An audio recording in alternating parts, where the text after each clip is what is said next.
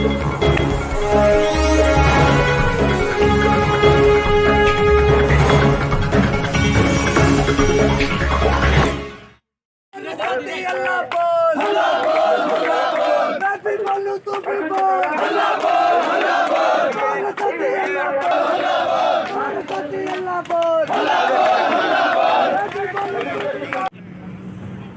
भर में चल रहे इस ऐतिहासिक किसान आंदोलन का आज 22वां दिन है और यहां राजस्थान हरियाणा बॉर्डर पे बैठे हम लोगों का आज 5वां दिन है।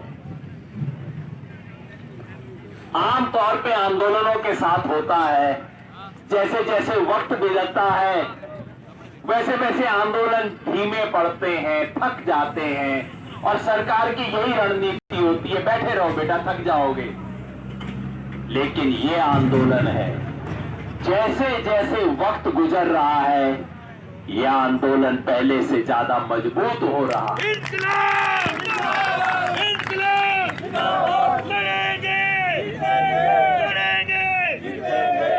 ये मंच और ये मोर्चा खुद इसकी मिसाल है।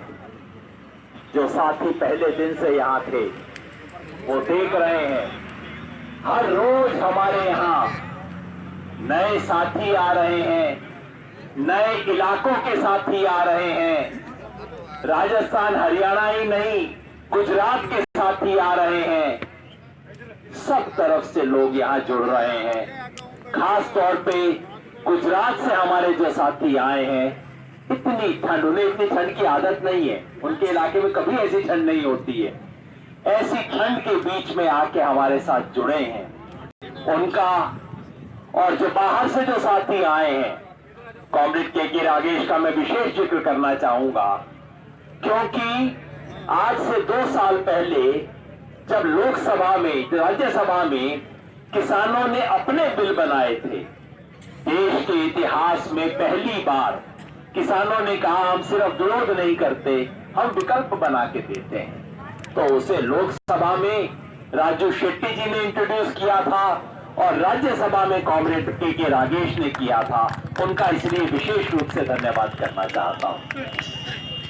ये मंच, ये मोर्चा दिनों दिन मजबूत हो रहा है, दिनों दिन पूरे देश का ध्यान है और जैसे जैसे देश का ध्यान है वैसे वैसे तिकड़म खेली जा रही है। सरकार परेशान है, चारों तरफ से रास्ते देख रही है। रोज इनका कोई पुराना फॉर्मूला फेल हो जाता है, रोज सुबह कोई नई चीज लेके आते हैं।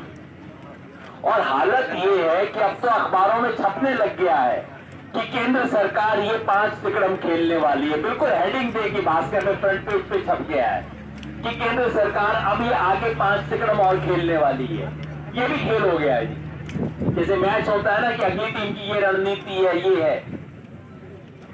लोग पूछते हैं जी आपकी क्या रणनीति? हमने कहा सब तिकड़म बनाना उनका काम है, हम यहां बैठे हैं, बैठे रहेंगे, चारों दिशाओं से दिल्ली में आवाज गूंजेगी, ये हमारी रणनीति है। देख ले जो करना। जो लेटेस्ट मामला आया है सुप्रीम कोर्ट का, इसलिए मेरे को लगा कई साथियों के मन में उत्सुकता भी है। सुप्रीम कोर्ट को देख के कई बार लोगों को अचानक उम्मीद भी जाग जाती है। कुछ साथी मेरे से पूछते हैं जी हो सकता है यहीं से रास्ता निकल आए भाई साहब। मैं कहता हूं भाई ये फंदा है, इसमें पांव नहीं देना।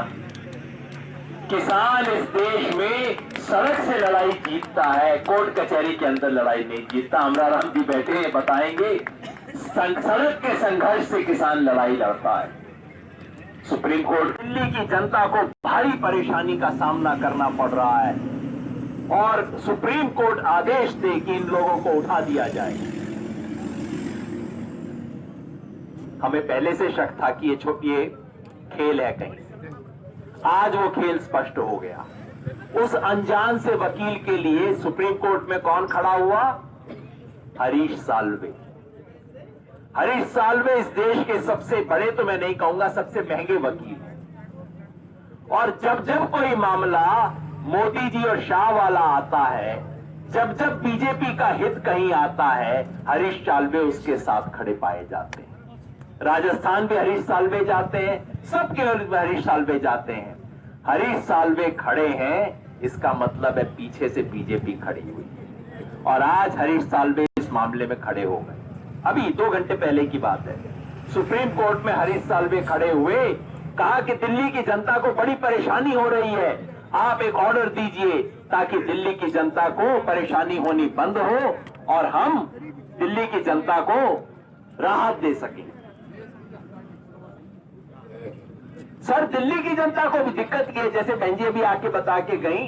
देखो, इस देश में और किसी को खलनायक बनाया जा सकता है, किसान को खलनायक नहीं बना सकते। आप किसान को विलेन नहीं बना सकते। ये लोग जो दिल्ली में रहते हैं, इन्हें भी याद है कि इनके दादाजी शायद कहीं आड़त का काम किया करते थे। ये सब इस देश के हर हिंदुस्तानी के दिल में कहीं ना कहीं किसान धड़कता है। किसान के खिलाफ जनता को खड़ा करना संभव नहीं है। बाकी आप बातें कर लो। तो हरीश साल्वे खड़े हो गए, सुप्रीम कोर्ट ने कहा इस पे हम विचार करेंगे। मेरा सुप्रीम कोर्ट से अनुरोध है, हालांकि अभी 15 मिनट पहले हियरिंग पूरी हो गई है और सुप्रीम कोर्ट ने कोई आदेश नहीं दिया, ये अच्छी बात है। कोई आदेश पास नहीं किया है, मामले को एडजर्न कर दिया, यानी कि मुलतवी कर दिया है, पोस्टपोन कर दिया है। अच्छी बात है, क्योंकि वो फंदा है, उस फंदे में अपने को पांव नहीं डालना। पर अगर कोर्ट, लेकिन उन्होंने कहा है कि कल से कोर्ट में छुट्टी हो जाएगी, तो सुप्रीम कोर्ट ने कहा है कि वेकेशन बेंच, जो छुट्टी के अंदर कुछ जज बैठते हैं, आप चाहें तो उनके पास आ सकते हैं, यानी कि तलवार अभी भी लटकी हुई है। अगर वो बेंच इस पे विचार करेगी तो मेरा अनुरोध है, अगर सुप्रीम कोर्ट इस पे विचार करना चाहता है कि रास्ता क्यों बंद है, तो कृपया इस पे भी विचार कर लीजिएगा कि 6 महीने से जो किसान बोल रहे हैं उनकी आवाज किसने नहीं सुनी। इस पे भी विचार कर लीजिएगा कि जब 2 महीना पहले से आपको बता दिया गया था कि 26 नवंबर में किसान दिल्ली आएंगे, तो आपने उनकी बात पे कान क्यों नहीं दिया। इस पे भी विचार कर लीजिएगा कि जब बैरिकेड से पंजाब के किसान दिल्ली तक आए, उन पे किसने आंसू गैस चलाई, उन पे किसने वाटर कैनन चलवाए, सड़कों को किसने तोड़ा, गड्ढे किसने बनाए, पत्थर किसने लगाए। इस पे भी सुप्रीम कोर्ट विचार कर ले। और हमारे केस में तो साहब आप इस पे भी विचार कर लेना कि ये बैरिकेड क्या किसान आंदोलन ने लगाए? किसने बैरिकेड लगाए? किसान आंदोलन सड़क पर रोक के बैठा है। हरियाणा की पुलिस सड़क को रोक के बैठी है। और सुप्रीम कोर्ट जी, कृपया इस पे भी विचार कर लीजिएगा कि राजस्थान का नेता अमरा राम अगर अपने प्रधानमंत्री से मिलने दिल्ली जाना चाहता है, इसमें हरियाणा सरकार का काम क्या है? अगर हमारे गुजरात के साथी खुद अपने प्रदेश के प्रधानमंत्री से मिलने दिल्ली जाना चाहते हैं, इसमें राजस्थान और हरियाणा दोनों सरकारों का काम क्या है? कल को क्या राज्य सरकार तय करेगी, हरियाणा तय करेगा कि इस देश में केंद्र में कौन जाएगा कौन नहीं जाएगा? पंजाब के लोग दिल्ली जाना चाहते हैं, हरियाणा क्या है? सड़क है ना। हाँ, अगर आपको लगता है सड़क पे दंगा होगा, आप जरूर रोको। आपको लगता है सड़क तोड़ेंगे, आप जरूर रोको। सड़क तो आप खुद तोड़ रहे हो। मतलब क्या हरियाणा सरकार का बीच में आने का? हमें जाने के लिए हरियाणा सरकार किस आधार पर रोक रही है? मैं अर्ज करूंगा, सुप्रीम कोर्ट जी, आप सुप्रीम हैं, सर्वोच्च हैं, और सर्वोच्च को कुछ मर्यादा के हिसाब से देखना चाहिए। मुझे विश्वास है कि आप सारी कहानी यहां से शुरू नहीं करेंगे कि सड़क रुक गई। कहानी उस दिन से शुरू करेंगे जिस दिन से किसानों ने कहा कि ये कानून हमें नहीं चाहिए, क्यों मेरे सर पे मार रहे हो? किसानों ने कहा कि आप हमारी बात सुन लो। कानून बनने से पहले किसानों ने कहा कि चलो अध्यादेश आप पहले ले आए थे, अब कानून बनाने से पहले तो मेरी बात सुन लो। जब संसद के अंदर लोगों ने कहा कि भाई इसको किसी कमेटी के अंदर भेज दो, इसके ऊपर थोड़ी राय मशवरा तो कर लो, उसके बाद जब किसानों ने सरकार को अल्टीमेटम दिया, 4 नवंबर को पूरे देश में किसानों ने 5 नवंबर को पूरे देश में 4 घंटे के लिए जाम करके सरकार को संदेश दिया, तब सरकार के कान पे जूं क्यों ना रहेंगी? इस सब के बारे में बात होनी चाहिए। और ये राज्य सरकारें जो बिना किसी अधिकार के किसानों को केंद्र में अपनी संसद तक जाने के लिए रोक रही हैं, इसके बारे में बात होनी चाहिए, नहीं तो ये बातें अधूरी हो। वैसे अच्छा हुआ है कि सुप्रीम कोर्ट ने मामले को एडजॉर्न कर दिया है। वहां नानकसर गुरुद्वारा है जो कि गांव सिंगड़ा में है। सिंगड़ा गांव में नानकसर गुरुद्वारा है, करनाल के नजदीक का है। उसके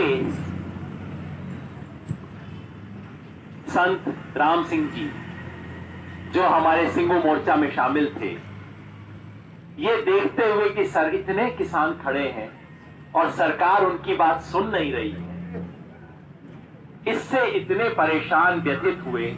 सुबह आके उन्होंने सिंगू बॉर्डर पे स्पीच दी किसानों के हक में, और जब उन्हें लगा कि सरकार तो सुनने को तैयार ही नहीं है, तो उन्होंने एक पर्चे की चिट्ठी लिखी और पिस्तौल से अपने आप को गोली मार दी। बोले